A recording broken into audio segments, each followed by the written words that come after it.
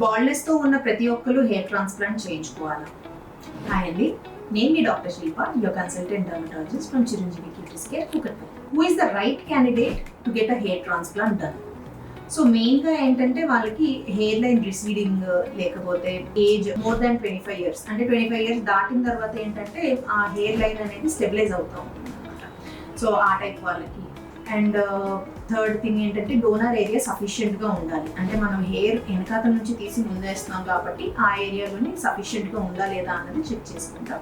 And realistic expectations, అంటే hair యొక్క thinning జనరల్గా అవుతుంది. సో కంపల్సరీ మనం ఏంటంటే ఫుల్ డెన్సిటీ అయితే ఇవ్వలేమన్నమాట. సో ఒక దగ్గర కాంప్రమైజ్ అయ్యి మనం డెన్సిటీ అనేది బిల్డప్ చేస్తాము. అట్ ద సేమ్ టైం కొంతమందికి on going diseases like diabetes కానీ, హైపర్ టెన్షన్ కానీ, థైరాయిడ్ కానీ ఇవి అండర్ కంట్రోల్ లేకపోతే కనుక జనరల్గా మనం సజెస్ట్ చేయము అనమాట.